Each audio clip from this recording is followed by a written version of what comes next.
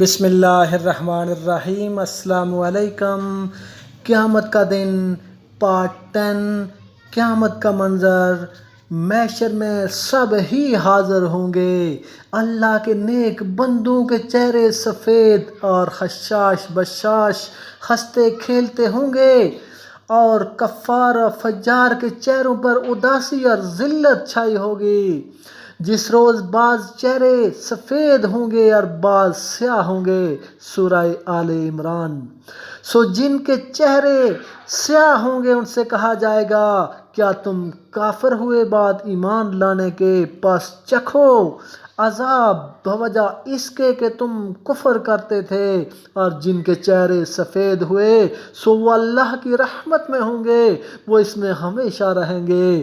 بعض کے چہروں پر ایمان و تقوی کا نور چمکتا ہوگا، اور عزت و وقار کے ساتھ شادوں و فرحان نظر آئیں گے۔ اس کے برخلاف دوسروں کے منہ کفر و نفاق کی سیاہی سے کالے ہوں گے۔ صورت سے ذلت و رسوائی ٹپک رہی ہوگی۔ ہر ایک کا ظاہر اس کے باطن کا آئینہ ہوگا۔ سورہ عبس میں فرمایا، کتنے چہرے اس دن روشن اور ہنستے اور خوشی کرتے ہوں گے، اور کتنے چہرے اس دن ایسے ہوں گے کہ ان پر گرد پڑی ہوگی اور سیاہی چڑھی ہوئی ہوگی۔ یہ لوگ کافر و فاجر ہوں گے۔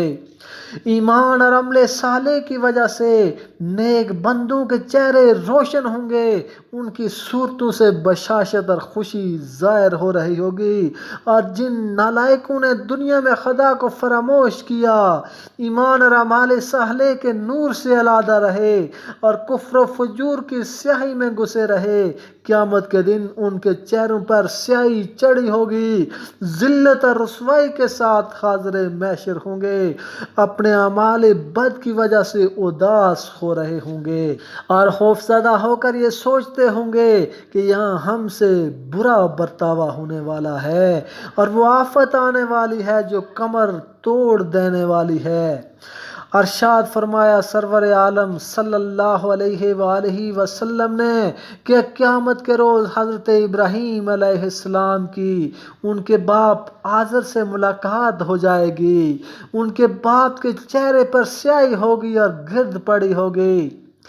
حضرت ابراہیم علیہ السلام اپنے باپ سے فرمائیں گے، کیا میں نے نہ کہا تھا کہ میری نافرمانی نہ کرو؟ ان کا باپ کہے گا کہ آج آپ کی نافرمانی نہ کروں گا۔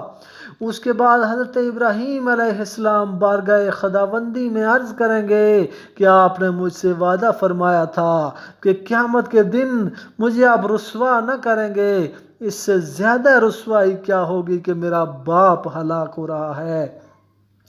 اللہ تعالیٰ فرمائیں گے کہ میں نے کافروں پر جنت حرام کر دی ہے، تمہارا باپ عذاب سے بچ کر جنت میں نہ جا سکے گا۔ پھر حضرت ابراہیم علیہ السلام سے پوچھا جائے گا کہ آپ کے پاؤں میں کیا ہے؟ وہ نظر کریں گے تو ایک لتھڑا ہوا بچو نظر آئے گا۔ پھر اس بچو کی ٹانگیں پکڑ کر دوزخ میں ڈال دیا جائے گا۔ اللہ تعالیٰ شانہ اپنی قدرت سے آزر کو بجو کی شکل میں کر دیں گے تاکہ حضرت ابراہیم علیہ السلام کی رسوائی نہ ہو اور ان کا اپنے باپ کی صورت دیکھ کر ترس بھی نہ آئے۔ اللہ اللہ، یہ کس کے باپ کا انجام ہوا؟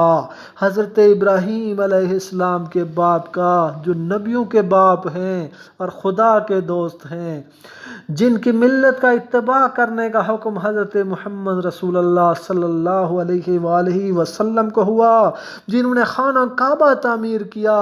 کافر باپ کے حق میں ان کی سفارش بھی نہ چلی۔